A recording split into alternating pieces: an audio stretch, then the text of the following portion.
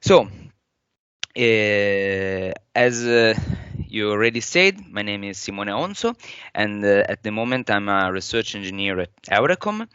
I work on system security and privacy, but my main focus is on malware analysis, and I started with Android, and then I moved to Windows.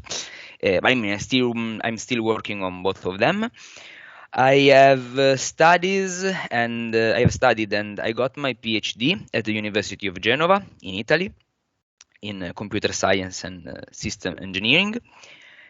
And about my before and after my PhD, I worked as an Android pen tester. I was mainly pen testing banking apps, and then we started to analyze the malware that were targeting such banking apps.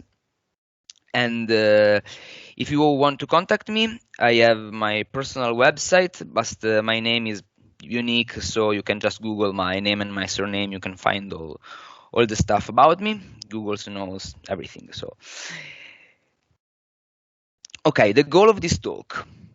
So first of all, I want to talk about Windows malware, but from from the research point of view.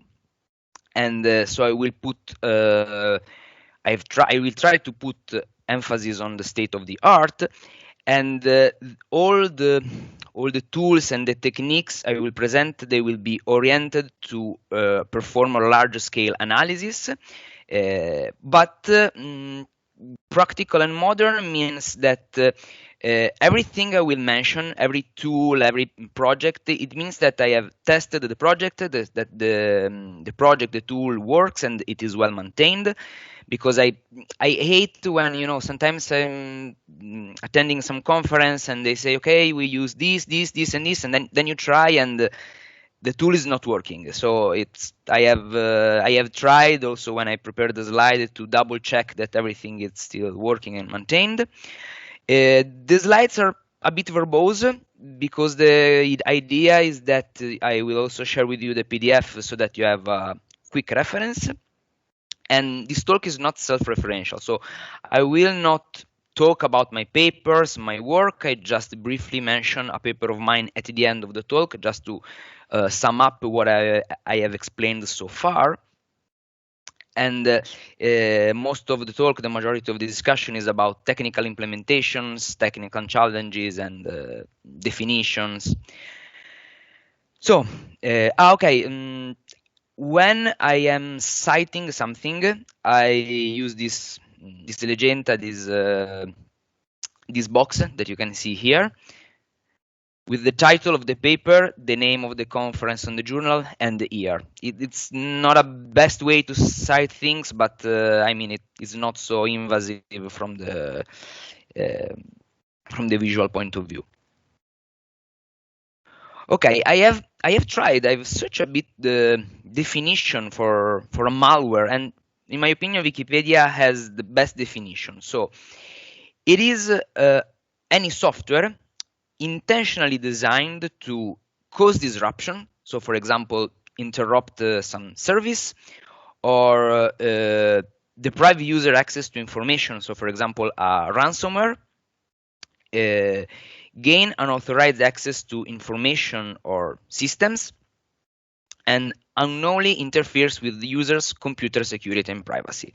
And this is very important to give a definition, a precise definition, because when, for example, when you're dealing with, I will say, for example, even if the talk is about Windows, I will mention the Facebook Android app. The Facebook Android app is quite invasive from the privacy of the user. But the point is that when the user installs the app, she should read all the EULA, and she should be aware of the fact that they are invading her privacy. So it is important this unknowingly interferes with the user's computer security and privacy. Malware types. I'm sorry, those slides are a bit boring. Malware types. So we have different way of studying and looking at the perspective of the malware behavior. So we have the virus that they are intended as self-replicating software. But more precisely, they are infecting the other files on your computer. So for example, a virus that they are usually named infectors, it will put its code inside, for example, Chrome. So when you start Chrome, you are also running the malware's code. Then you have the worm that is self-replicating, but is intended to self-replicate inside a network to spread this code around the world. Then we have a backdoor. That is when you have a software that allows, for example, you can see SSH and you can see an SSH server as a backdoor if the user is not aware of that someone is told it. The exploit, it means that this malware contains exploit to target a particular software vulnerability to gain unauthorized access. Then a Trojan, so it means it looks like a legitimate application, but in reality it contains some code that allows the attacker to perform some hidden features. Then a rootkit, that it means that it is stealth. It runs with administrator privileges and it is actively hiding software. So it means that, for example, a rootkit is able to hide the process name from the task list. So you're on Windows, you open the task manager, you see all the list of the active processes, but a rootkit is able to hide its process from this list. Or hacktool they are for example, nmap, metasploit, and all this stuff. They are tool that they are able to exploit, attack, or scan. So let's say that they can wreak havoc if used maliciously. Then a spyware, so that is more targeted to spy and investigate the user's privacy. And then the adware, so they displays unwanted or malicious advertising. So the point is that there are not clear boundaries. So for example, a worm can be also an exploit because it can use an exploit to gain unauthorized access. It can hide itself using a rootkit. And to conclude, we have ransomware that I think that you are all aware of which kind of software it is. They encrypt your data on your device, and then you have to pay a ransom to the hacker in order to get back your data. If you're lucky, if the hacker will release your data. And then a bot. So the bot is thought as a program running on your computer that waits for a remote command. And again, there are no clear boundaries. You can have a bot that given a command, it can become a ransomware or adware and so on and so forth. So this was just to give you an idea. Okay, so today's talk is about malware analysis, and I want to give you my definition of malware analysis. And my definition from my point of view is that it is program analysis of a software that don't want to be analyzed. So all the program analysis techniques they are the same that used for code testing the code, but you're testing some code that doesn't want to be analyzed. Okay, let's discuss briefly what is the panorama, the landscape of Windows malware. And I consider Microsoft Windows like an amusement park for malware authors because you have a lot of freedoms. And since last year, Windows natively support Android apps. So you have an Android emulator built inside Windows. So I'm very happy for this because they are merging my research topics. On Windows, you don't have, like on Android, you have no application sandbox. So, for example, you can perform process injection. A very common pattern among malware is let's say I'm talking about a very specific example. This technique is named process injection. You start an executable like Firefox. and you open that process in a suspended state, and then you remove all Firefox code from the memory and you inject your code. And then you start, you restart, you continue the execution of the process. And I mean, this is very tricky. You can't do anything similar on Android, but on Windows, it's open to know all this stuff. And moreover, Windows also supports a lot of old technologies, like the classical Visual Basic. I'm not .NET Visual Basic, that very old one. It's like it discontinued since 20 years, but it still runs, and malware authors are writing their malware using this technology because it is, given the fact that it is old, it is hard to detect, and yeah, it's quite tricky. Then scripting, we have all the scripting languages like Bash, PowerShell, and JavaScript. Office macro, that moreover Office macro now they also support JavaScript. And the format of executable files on Windows is very complicated because it can hide a virtual machine like .NET, the standard Visual Basic, Python. It has a different structure with respect to the language. So if you compile a program in C++, with Go, with Rust, you have a total different structure. But on the other end, if the executable is packed or protected, or it contains a virtual machine like .NET, the structure of the file is very similar. So for example, if you're doing let's say you're writing a machine learning classifier to distinguish between the families, the file structure of the old .NET file is really similar. So maybe you can ending up not dividing, not grouping the families, but grouping the underlying technology. So there are a lot of things to consider. Those two technologies, those two, let's say, way of infecting a system are named living off the land. So living off the land in real life means you just live with the land, with what you can find in nature. And on malware analysis, it means that I'm not, let's say, writing some standalone executable. I'm using all the available resources on the computer in order to perform some malicious activity. So we can say that is a way of scripting instead of creating executables.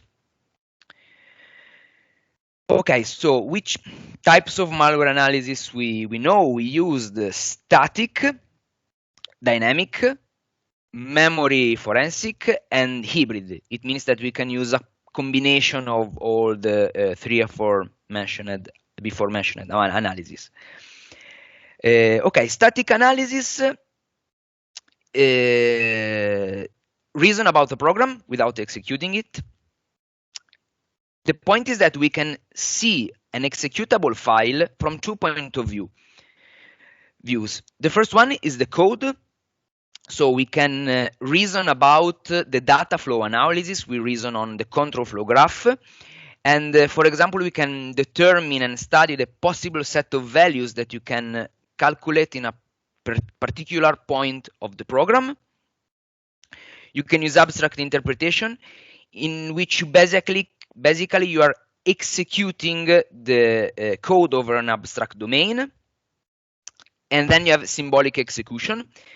That with the symbolic execution, you determine on every node which input, which predicates can cause a part of the program to execute. And the second, let's say, point of view is the structure of the file. So it means that the file structures means that we can look for particular patterns, or we can patterns like a sequence of bytes, or we can reason about the executable file formats. So for example, which are the libraries that we are the libraries that we are using of the operating systems. This is very important because if we import a crypto library and we use some function related to crypto, it is likely that we are using some crypto features. We are using encryption. I was very fast. If you want to read a paper that discusses all the static analysis code techniques, there is this paper, state of the art of war, and you can find. I think it's one of the best SOK that you can find about static analysis. But static analysis has a problem. I think that you are aware of the halting problem. So can we write an analyzer that can prove that for any program and inputs, if the program will terminate or run forever? The question is no, the halting problem is undecidable. So it is impossible to build an algorithm that writes with a yes or with a Boolean answer. And the question is, okay, but maybe can we establish, can we define, can we read some security relevant properties? For example, if the program is a malware. The problem is that you have the Rice's theorem, and no. Again, we can't write an analyzer to decide if P has a functional property. This is another undecidable class of problem. So does it mean that static analysis is useless? No, the perfect static analysis is not possible, but we are going to use some useful static analysis. So useful static analysis, we can write something that is useful, but we have to consider non-termination, false alarms, missed errors.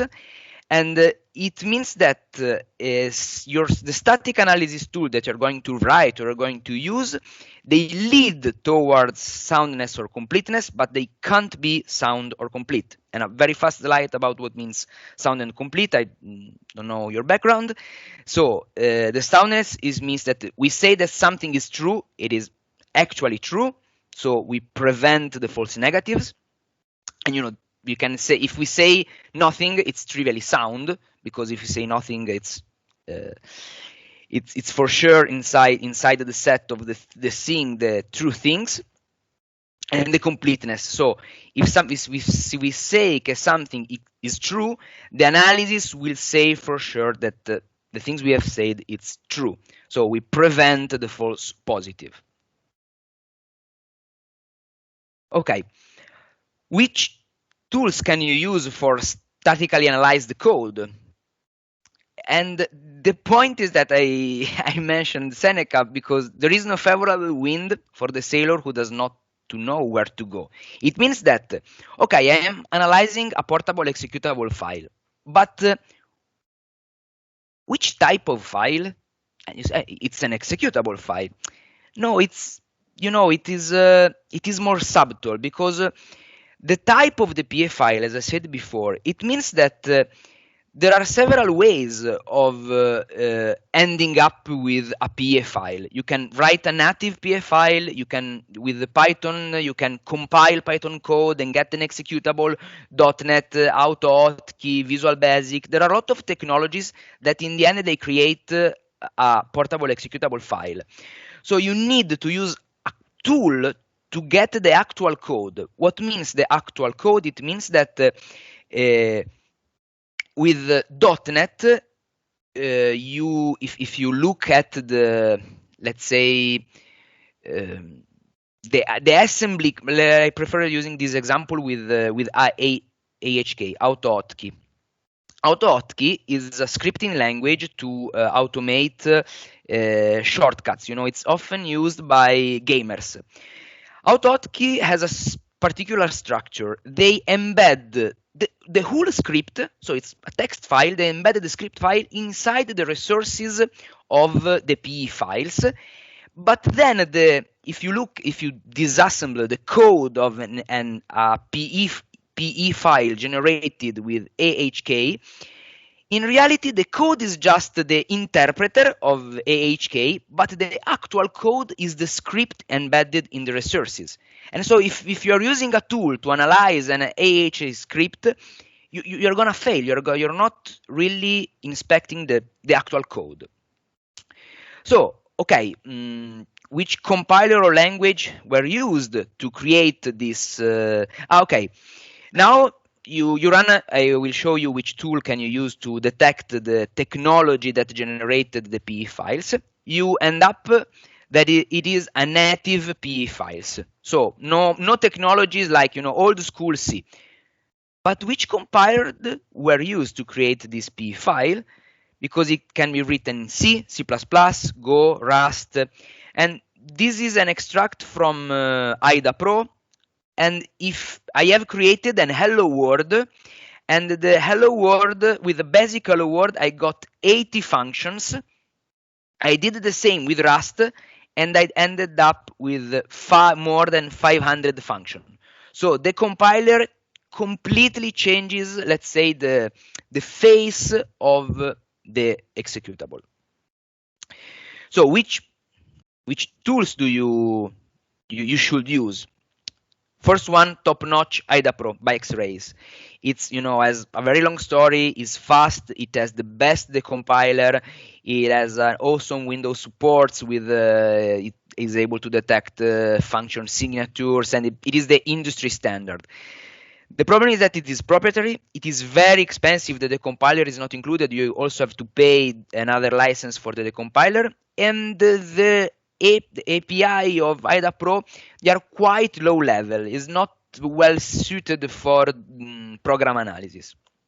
Then we have Ghidra by the NSA. It is super cool. It is a very big open source project. It offers high level APIs, and it was built with collaborative projects in mind. And it has a lot of built-in program analysis features. The problem is that it is written in Java, and sometimes I find it quite slow, and the debugger is still immature. Then we have Binary Ninja. The pro is that Binary Ninja is really, in my opinion, is the best tool for program analysis. It has a very cool high-level APIs. It was built with program analysis in mind. You have 3 different intermediate languages on which you can reason about. The problem is that it's proprietary, and the point is that sometimes some program analysis, they have a lot of bugs, but it is not a problem, in my opinion, in Binary Ninja. The problem is more theoretical. The problem is they try to perform complicated program analysis, static program analysis, but by their nature, they end up with false, positive, and negatives. It's quite tricky. Then we have Angr. It's an academic project, it's open source, and it has a lot of state-of-the-art analysis. It's very cool if you want to look at the code. The problem is that it's written in Python, so again, it's probably even slower than Java, and it has a lot of bugs. But it is useful if you want to learn the program analysis, let's say from the program analysis point of view. There are a lot of other tools like Radare 2, but I didn't mention them because I've tried them. I've tried to include them in some projects, and they don't work. I found they have a lot of problems, bugs, so I've just reported the one that I used.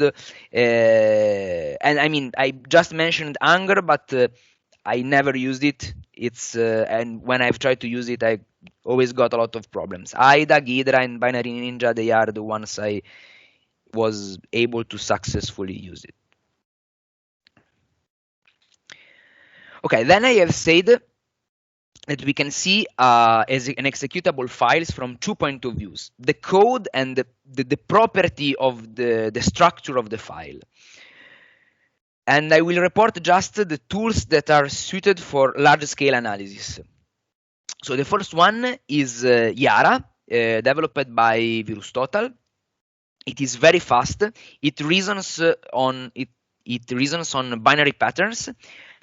The problem is that the signatures, the database, they are scattered around the internet, and sometimes it's common to find rules with false positive. But it is the industry standard because it is very fast, and you are dealing with a gazillion of samples. You need speed. And then my favorite is Detect It Easy.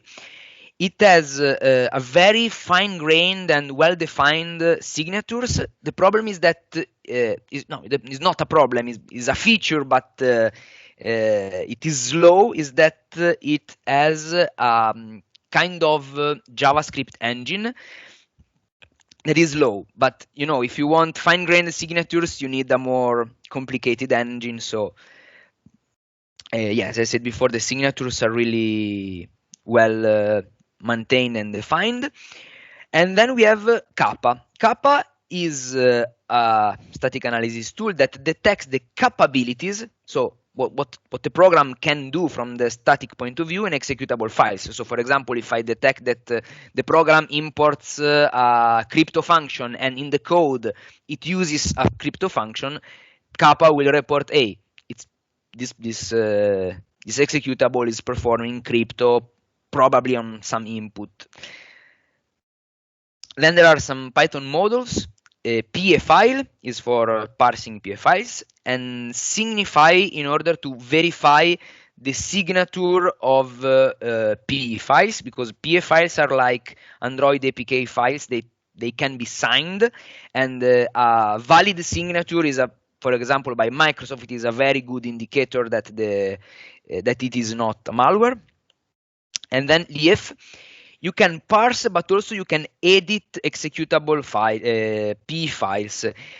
And a lot of friends of mine that they are using adversarial machine learning, they use this tool in order to change the features of the PA files in order to respect its semantic, but change it in a way that they are going to break the machine learning detectors. Okay, then we have the dynamic analysis. Dynamic means that we execute a sample in a controlled and instrumented environment, and it is composed of two main, let's say components. So you have the runtime environment, that it will be a virtual machine virtualized, or you are virtualizing or emulating some hardware, or bare metal. So you have a physical computer and you're running a sample on the bare metal on the computer. And then you have the analysis component. So the analysis component, it means, is the software in charge of analyzing the sample. It can be in guest, so in user space, it lives in user space like a debugger or a DBI, or in kernel space like module or a driver, or out of guest. It means that the hypervisor or the emulator provides you some APIs that you can use to query to understand, for example, which instructions are executed by the sample. Okay. The dynamic analysis tools.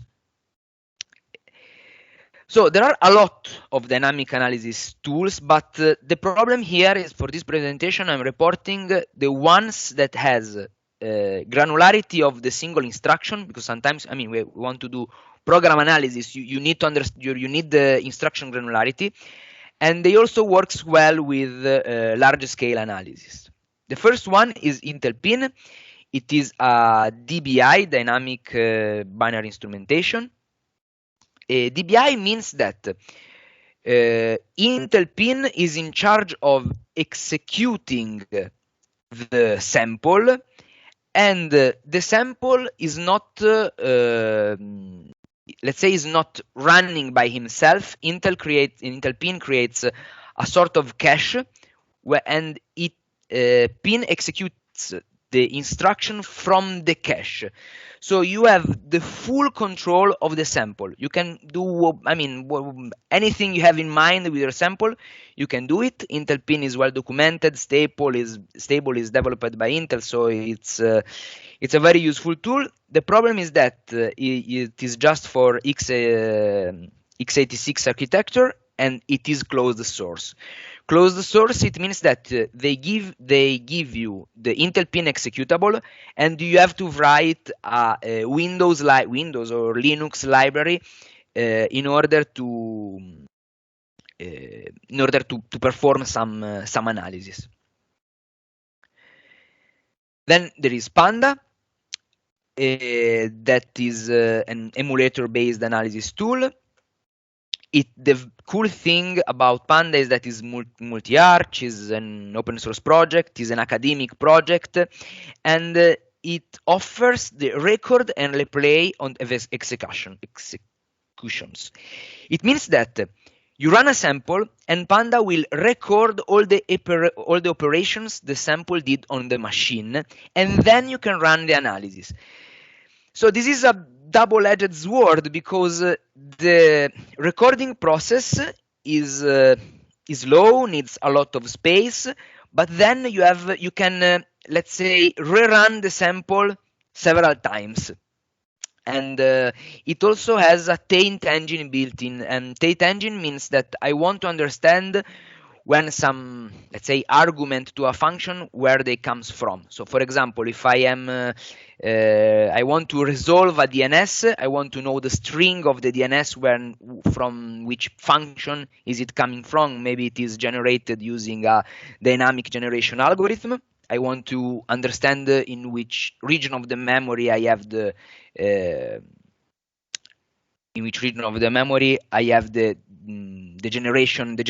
automatic generation algorithm. But the problem of Panda is that it is just meant to monitor the execution of the sample. So you can't, for example, with pin, you can do whatever you want. You can change the flow, you can trick the sample. With Panda, you can just monitor the execution. And finally, we have Triton. That it is a dynamic binary analysis. The point is that what is the difference between a DBI and a DBA? The DBI is for instrumentation and A stands for analysis. So again, with Triton, you can't change the execution, but it is meant to work like that because it takes several inputs. So you can run pin and then make the analysis with Triton. And the good things of Triton is that it has a lot of symbolic and taint engines and SMT solver. It has a lot of features that helps the reverse engineering process. Okay, the problem with Triton is that again, maybe I will change the slides because Triton and I don't remember the tool I've mentioned before, Binary Ninja, is, as I said, it's not a matter of bugs, it's a matter of the theoretical problem of static analysis. And so yeah, sometimes it doesn't work, you know. Okay, take a sip.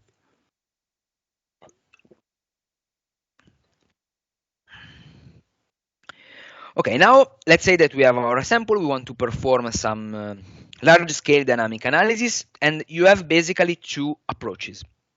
The first one is that you have a single machine, a single powerful machine, and you use a lot of emulators. This is very common when you do, for example, Android malware analysis.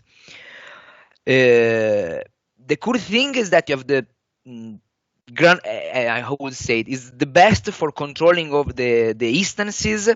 The problem is that you have to write all the management APIs. So you have to write how to perform, how to restart the analysis, how to recover from a snapshot.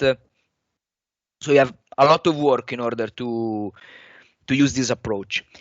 And the problem is that if you are using a single machine, so if the machine has a problem, it gets stuck, all your emulators, all your analyses are stuck, and it's a bit a problem. So because for example, you run the analysis by night and maybe you are losing 8 hours of work. So the second approach is that you have multiple virtual machines, or let's say machine, and a single runtime environment. So a single virtual machine that is cloned machine, but you can also use bare metal if if you want, you can also do it bare metal, but you have a single runtime environment. You can, in this case, you are relying on an hypervisor like ES6 KVM, and then a management interface. The very good thing is that all the management interfaces, they offer you some form of APIs. The problem is that this type of architecture is was created for let's say for being operational for a server. So they are not meant for being stressed. The point is that what I've realized that, for example, what I do is that I run a sample, then I wait until it ends or after a timeout, and then I will restore the snapshot of the machine. The problem is that I stop the machine, I restore the snapshot, I'm doing this with 100 virtual machines. It can, and Yufei is well aware of this problem we had here. It gets stuck all the virtual machine on which you're running the analysis. So some tips. When you perform this kind of analysis, I suggest you to prepare a Windows machine. The bare minimum requirement is a Windows 7 with 2 GB of RAMs. And you have to make it look like it is a used virtual machine. So install software, browse the network, put random documents, picture you find on the internet. So it looks like that there is a user that used the virtual machine for several hours. Install SSH so you can remotely push and run the samples. And then when you're done, you perform a read-only snapshot, and all the non-persistent changes are made in RAM, so it's way faster, because usually the sample, they will not perform a lot of disk operations. I mean, not the case for a malware, but for a ransomware, but still on average. And this is a very fast approach. So you have this read-only snapshot that you run the sample and you restore the snapshot every time you have to perform a new analysis. Then, when you push a sample on the virtual machine, try to use the original file name of the sample. How do you get the original file name of the sample? You can check the VirusTotal report, but the question is why? Because I found that a lot of malware, they are checking their file name. If the file name is not their original file name, they don't run.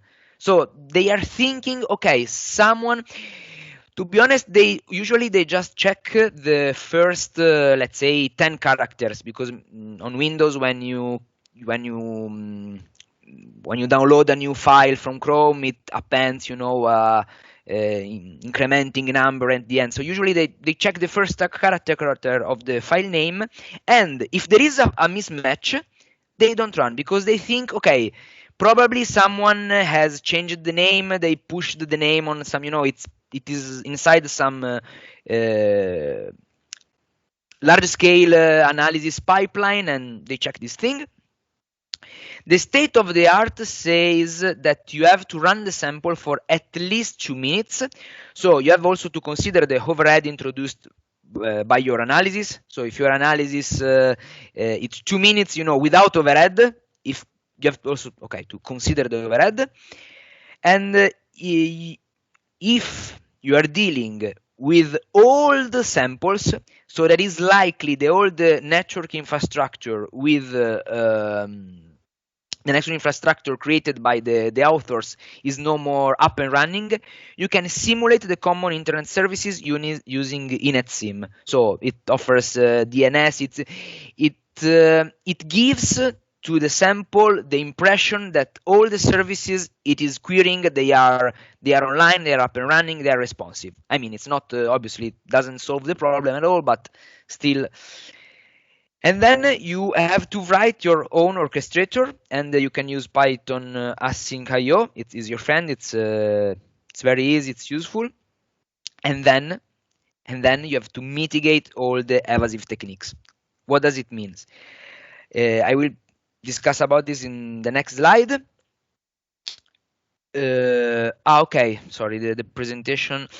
So here, this paper here describes exactly what I've said. So the fact that the malware is really looking a lot of artifacts in order to detonate, in order to run. Here there is a screenshot that you can, the name of the file that you can find on VirusTotal.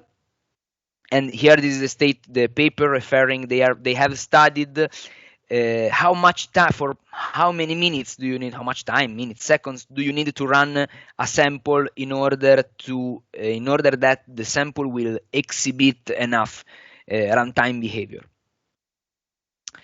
I've mentioned the evasive techniques. So the problem, as I said before, the malware does not want to be analyzed. So the malware is performing some evasive techniques. It means that the malware is trying to understand if it is in a runtime environment or there is an analysis component that is trying to analyze its behavior. There are different techniques. So anti-debugs, it checks for the presence of a debugger. Anti-dump, it removes some artifacts from the memory in order to evade all the memory forensic techniques. Anti-instrumentation, like Intel Pin. As I said before, with Pin you are not running the real code, you're running in a sort of a cache, and so they're trying to detect the presence of this cache. Code injection, like I've mentioned before, the fact that with Windows you can inject your code somewhere into existing programs. Resource profiling. So as I said before, and we are creating virtual machines with like 2 gigabytes of RAM, and maybe the malware authors, they are profiling real hardware, or and they're checking, for example, if you have the disk space, the gigabytes of RAM, or the presence, if the user is moving the mouse, the presence of a virtual machine. For example, let's say there are some instructions that gives you information about the CPU, and if the CPU is virtualized, you can get some clues about the fact that it is virtualized.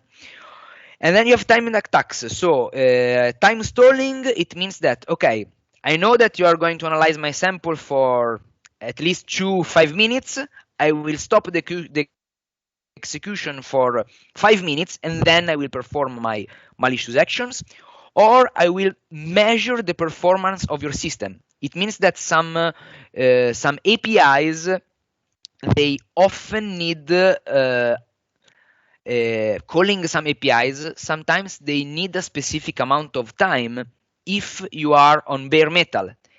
If you are on a virtualized virtual machine, maybe they takes longer. But also the opposite. Calling some APIs, requiring some functionalities from the operating system, in some particular cases, it's faster on the virtual machine instead of a real physical machine. And so they're trying to measure all those information. So some resources. This is a project that implements all the Windows evasive techniques, and here is a tool that we wrote for a paper that detects and mitigates all those evasive techniques. Here there are 2 papers. The first one is more the, let's say, they wrote a sort of a framework to mitigate evasive techniques, and this is a paper of mine in which we measured the prevalence of such techniques. Okay, so we are performing dynamic analysis. What we have to expect? So all the malware, more or less, they share a pattern of their behavior. It is composed of 2 phases. The infection phase, so a system exploit. Also phishing is considered a system exploit. And then after the exploit, the malware authors create a dropper that is some form of software or executable that loads the final stage. The final stage means that the sample that has been dropped by the dropper, it is going to perform the malicious action. And the callback, it means that and this is a terminology, the malware is phoning home, so is contacting some external resource, or for example, when is contacting if the operating network is alive, and then it is exfiltrating the data. So if you reach the callback phase, we say that the malware has detonated. And if the malware is contacting a remote host, it means that the malware, remote host or remote service in general, it means the malware is phoning home and it is looking for instructions, or is looking if the infrastructure is alive in order to exfiltrate your data. The problem is that when you perform dynamic analysis is that malware authors tend to jump and to use different technologies. So I will briefly give an example. Phase 1 infection. So we send a phishing link with a malicious document with a malicious macro. The malicious macro will execute some PowerShell command. Then the PowerShell command will download a .NET executable file, and then in the end, maybe it performs some evasive checks, I don't know, and then it detonates. So he will drop the final code. Usually it's written in native code. The final code that is in charge of performing the malicious actions and usually exfiltrate the data. So it is quite tricky, you know. Usually when you perform malware analysis, you're trying to remove those stages, and you're just trying to focus on the last stages, like so you have the dropper, and then you expect that the dropper is saving some file on the disk, something like that. Okay, the architecture. So you have all your virtual machines, and then you have the server in charge of orchestrating the execution. So from maybe a network attached storage is taking some samples, is pushing the samples on the virtual machines, and is waiting, at least, for example, you set a timeout and is waiting after 5 minutes the execution of the sample, and it is in charge of collecting the data. I have always used PostgreSQL because they support JSON. So you can create, here you have the freedom of having a well-structured database, but with some fields that they do not have a structure. And this is very useful because sometimes during the analysis, you have already written all the code, maybe you have performed some preliminary analysis, you don't want to change the database, but with this feature, you can also change the structure of your data. And moreover, with SQL Architecture, this is a Python module, you can also query the such JSON structure. So here it's from my point of view, it's really flexible. I have used PostgreSQL I was able to create some database from 100 gigabytes to 1 terabyte of data, and still you can't perform a lot of joins, but if you're just querying for example a sample, it is really fast, and it works really well. So I was very satisfied with this approach, and the fact that you're not having a fixed structure, it helps a lot. But maybe now you're asking why you didn't use, there are other databases, MongoDB or more. There are tools that are meant to perform this kind of operation. The point is that we are researchers. Usually you need to work with Ph.D. students or master students for their thesis, and Elasticsearch, Spark, usually they're not taught at the university. Usually people have a background with SQL, and all this pipeline can be written with really 2,000 lines of Python code that the students or someone that is helping you is able to understand very quickly. Those are the industry standards. So if you're going to work with the industry, it's very likely that you're going to use them. But for research projects, those are technologies that are really fast to learn. I mean, as I said before, I use a lot Python for those tasks. First of all, you can use two different interpreters, CPython or PyPy. So run your code both with CPython or PyPy and compare the performances. Pickle in order to serialize and store partial results. So for example, what I do is that I collect and I create some classes, and then I'm going from the database, and then I'm going to store the data with the classes, the partial results on the disk in order to speed up the query. As I said before, async IO because the logic of the orchestrator is asynchronous. SQL Alchemy, because if you use it in tandem with PostgreSQL, you have also this JSON support. And then abuse the multiprocessing module of Python because it allows you to parallelize as much as you can, but be careful because with multiprocessing in Python, you are creating new processes, and when you are returning the results, you are returning pickles. So if you are doing multiprocessing, you are returning very huge data structures.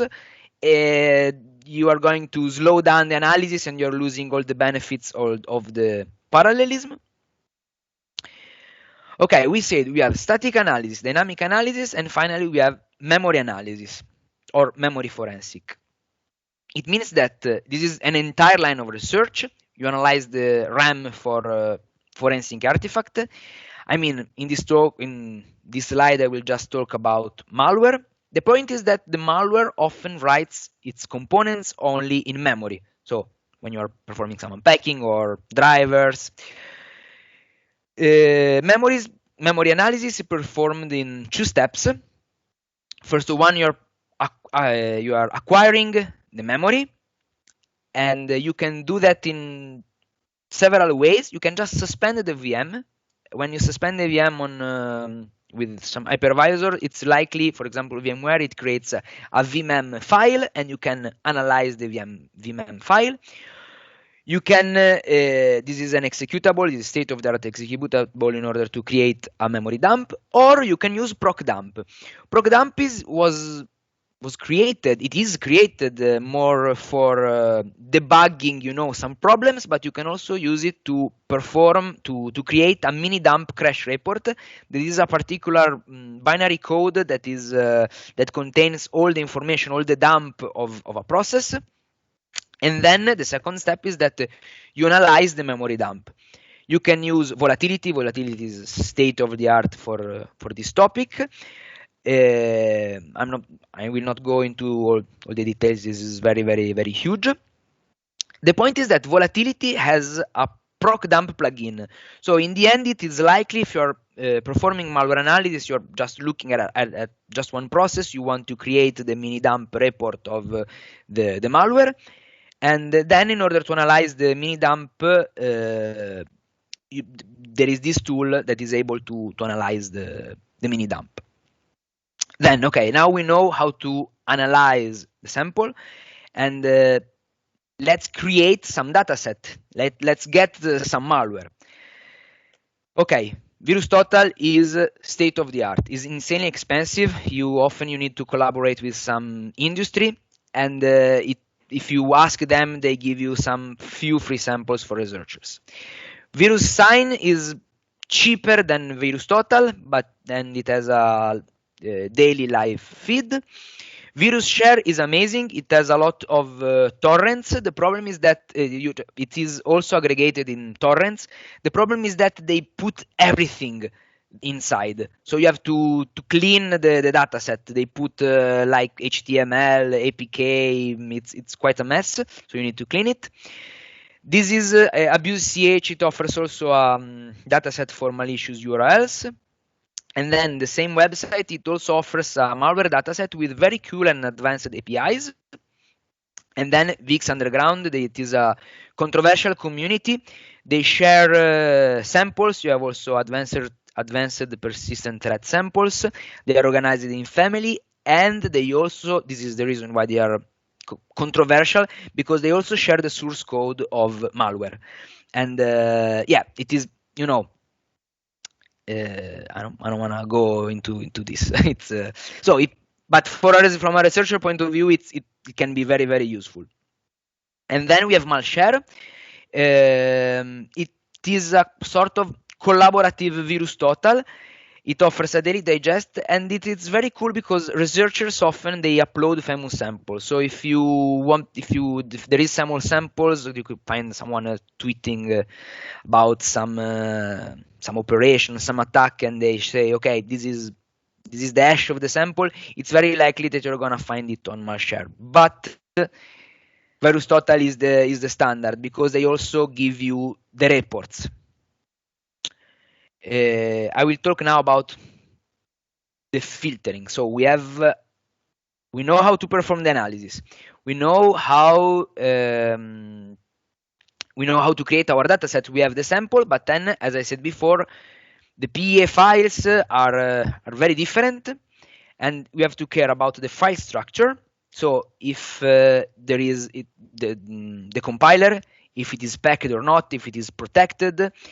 And I have created a project on GitHub, and my tool, given a folder, it is looking for all the PE files, and in the end it is creating a CSV file well organized with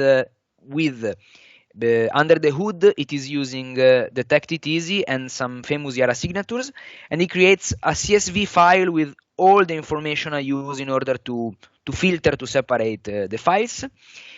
Moreover, you need to balance your dataset with respect to the family, because sometimes there are families that are very prominent. For example, I remember Emotet, the daily feed of VirusTotal was, let's say, completely polluted by Emotet. Was like the 90% of the samples were coming from Emotet. So you need to balance, otherwise your findings, they will be related to the family. How do you infer the family?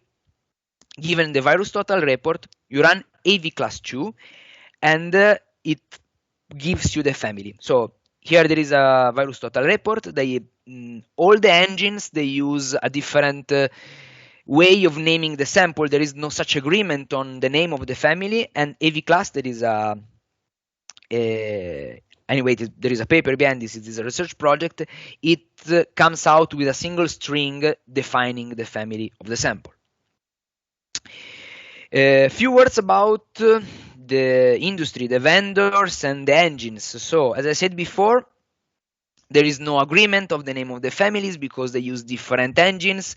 Sometimes the engine is shared among some vendors, and in my opinion, if, for example, with Android I had some problem with AV class, we're not correctly identifying some families. I got some messed up results. So what I did is that, okay, I will stick with some famous vendors, and I was not considering the sample that they were using the same. They were not sharing. They were not using a third-party engine. Another point is that keeping in mind that antivirus engines, they are a software, so you can reverse engineering them. Maybe, I don't know, you want to extract if they have an embedded machine learning model, and you can also attack them. You can also exploit them. So, to sum up, our pipeline will be like: you create your dataset. VirusTotal is the standard. You filter your dataset. You can use my tool, or you can use all the tools I've mentioned so far. You perform your analysis, static, dynamic, hybrid, memory, whatever you want, and then you process the data. So you're a computer scientist, and the only limit is your imagination.